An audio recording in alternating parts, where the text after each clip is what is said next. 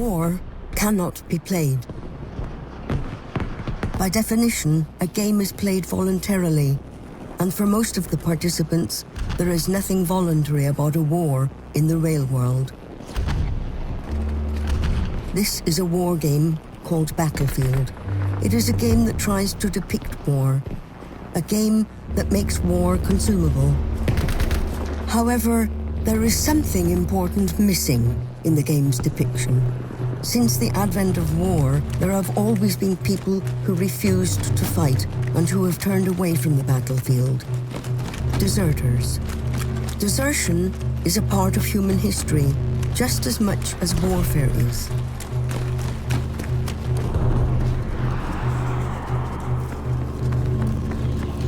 If you refuse to play a game, you are a spoilsport. If you refuse to fight in war, you are a deserter. But can you actually desert in a game? Take a step beyond the playing field, and the world loses its color. And then... Soldier, return to the combat area immediately!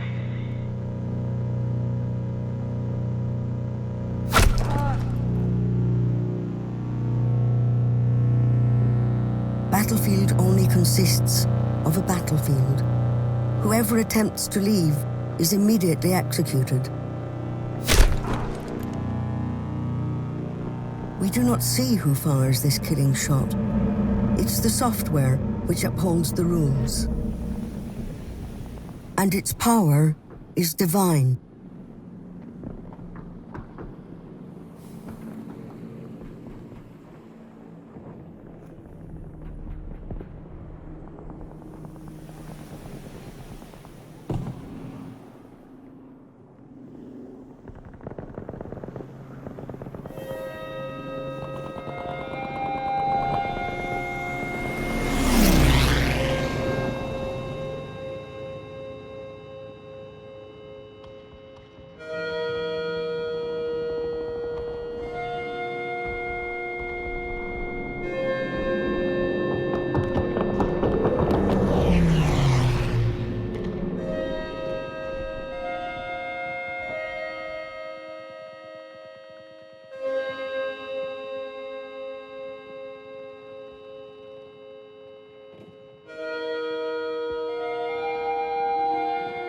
The horizon that surrounds us is just the backdrop for battle.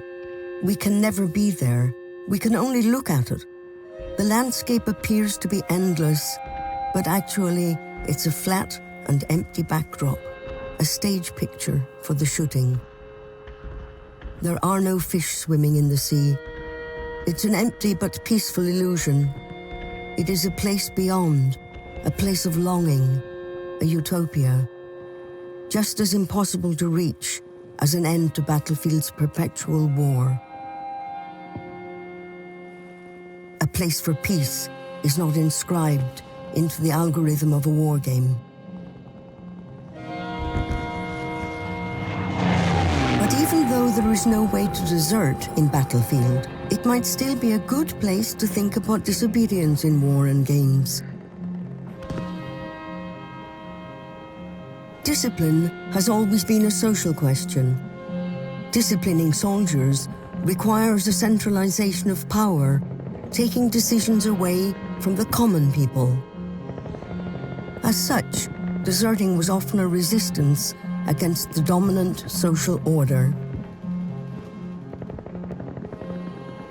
In the words of Karl Marx, one could say that the deserter's disobedience is a productive force in society. Like a philosopher produces ideas and a poet produces poems, the deserter produces disobedience in war and consequently a variety of disciplinary, penal and surveillance tools. He changes the way wars are waged and thought about.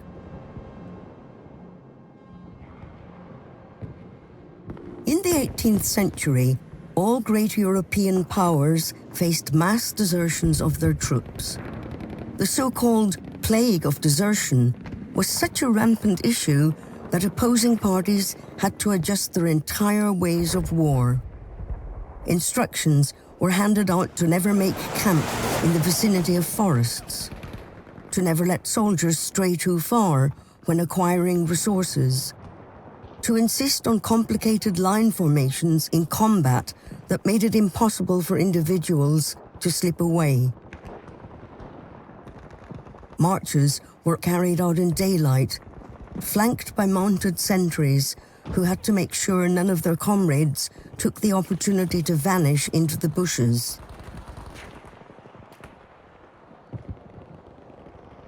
It was very common for an ordinary soldier to desert at the first possible moment, to switch sides for additional hand money, or to hide and go home. Nothing else was expected from him.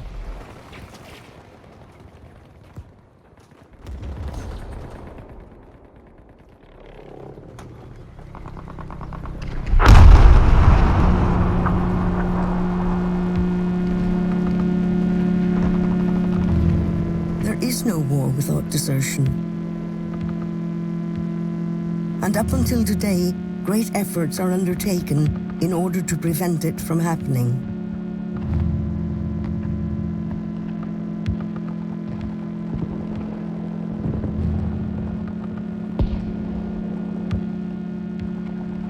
The depiction of war in a video game is quite a different thing.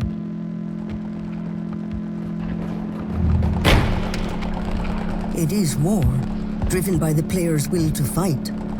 It is war for its own sake. No one asks what it's for and when it'll be over.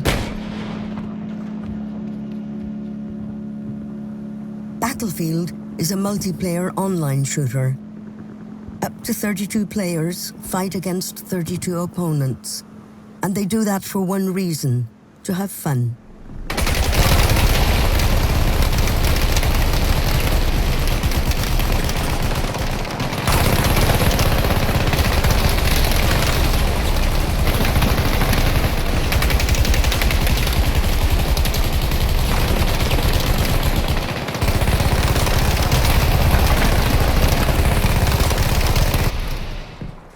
Refusing to fight in a game and trying to convince your comrades to do the same is an act of absurdity, and getting in their way, obstructing their gameplay, won't be interpreted as pacifistic behavior, but as a joke.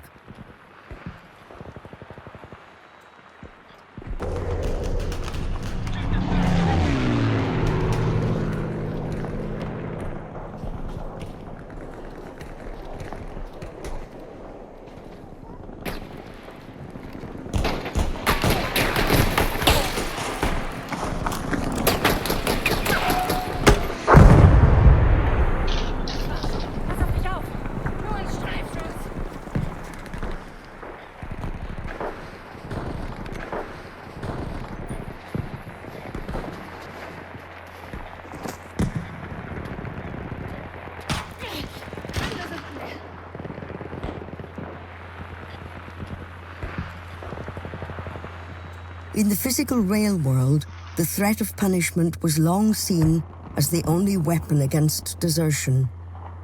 The soldier can die. The deserter must die. This was a popular slogan not only in the Third Reich. Punishment was demonstrated for and often executed by the other soldiers.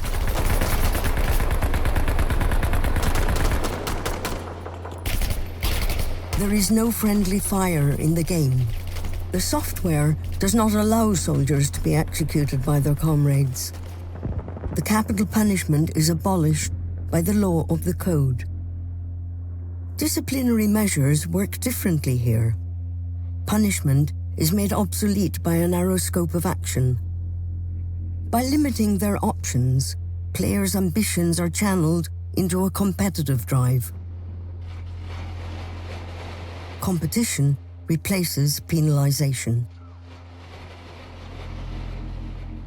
A video game is not only a cultural artifact, it also follows capitalist logics. And as demonstrated by the industry, cookie-cutter narratives that move on familiar grounds and provide simplified motives make for safer investments.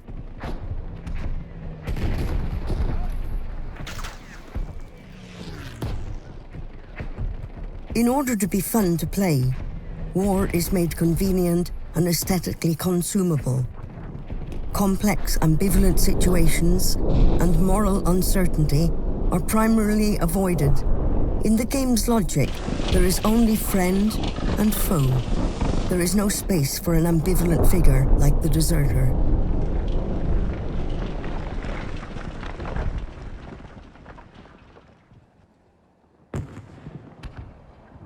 In real wars, one of the strategies employed in order to avoid ambivalent feelings and autonomous thought is the drill. Making human bodies function automatically by forcing them to exercise.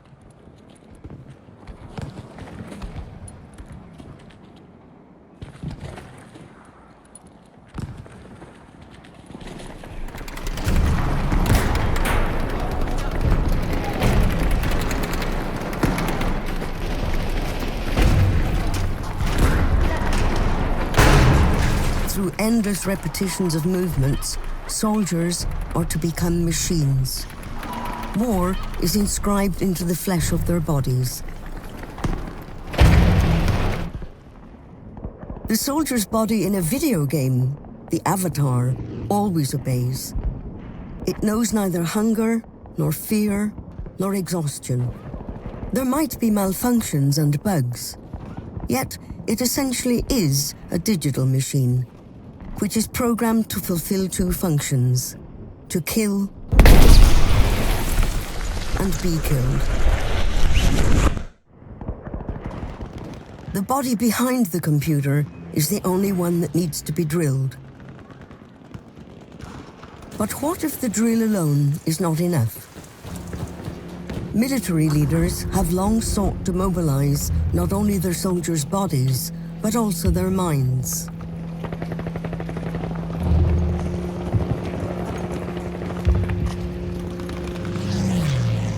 The Napoleonic Wars brought about a change of paradigm in that regard. Fueling soldiers with a patriotic spirit, nationalism was regarded as a new wonder weapon. On the battlefield, not having to fight under constant observation, soldiers driven by an intrinsic will to fight were able to employ more flexible tactics. Due to their success in warfare, the other European forces followed the French model and injected nationalism into their people. Nationalism ignites the people's love of their country and dreams up myths of sacrifice.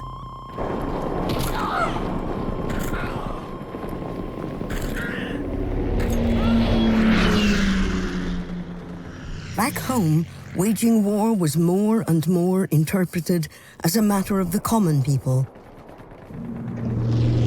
Yet, in the game, it isn't two peoples facing off against each other. Players from all over the world are randomly allocated to one of two teams, without any means of picking a flag to fight under. For some reason, though, flags are perhaps the only objects in the game which are absolutely indestructible.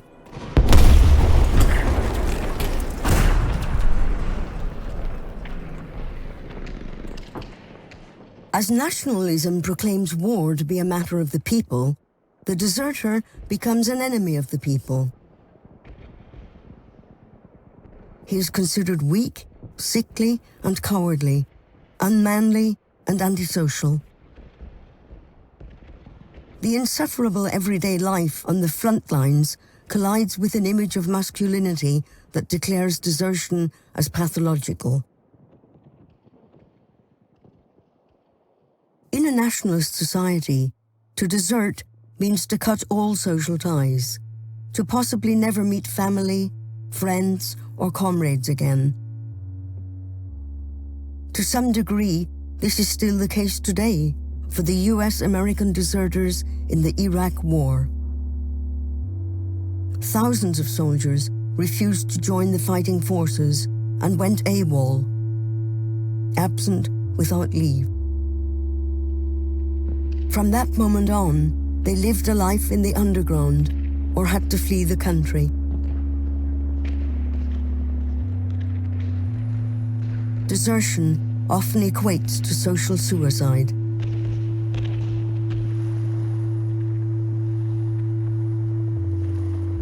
In World War I, mass desertion of German forces brought the conflict to an end and prevented further unnecessary bloodshed. Collectively resisting the officers' commands, who gave order to fight till the last man, was an act of emancipation. In opposing against the aristocratic militaristic system, democratic and pacifistic visions were born.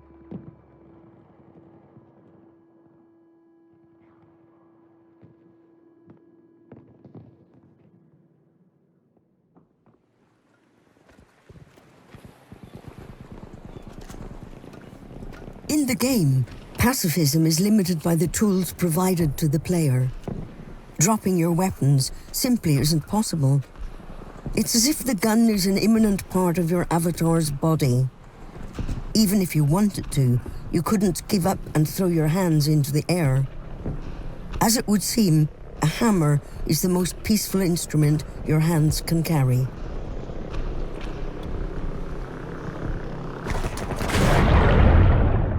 Only the deep water can release you from the grip of your rifle and free up your hands. After World War I, however, the Nazis twisted the pacifist motives and declared deserters, socialists, and Jews as the only reason for defeat. In order to prepare for a total war, their whole people had to be turned into soldiers, and anti-desertion measures were applied to everyone. In their logic, soldiers unwilling to fight were seen as a contamination of the people's body, a sickness that needed to be eradicated. Thousands of alleged deserters were executed. Not participating in the Nazis' rabid war campaign, they could have been seen as heroes. However, even after the war, there were very few people who admitted to having deserted, and it almost took until the 21st century that memorials for the masses of executed deserters were erected. Shame and silence signify the history of desertion.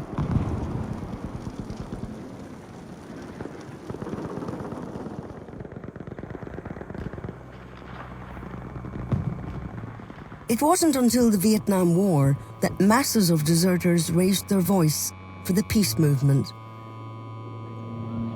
Massive acts of civil disobedience within the military not only contributed to the end of a senseless war, but also finally painted a different image of the deserter.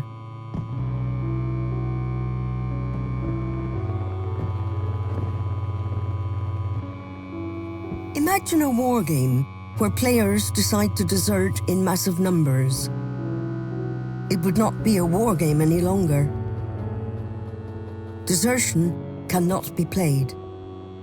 And after all, going AWOL, absent without leave, cannot be compared to going AFK, away from keyboard. There is no way to leave the battlefield in battlefield. Yet, there is a way to disappear.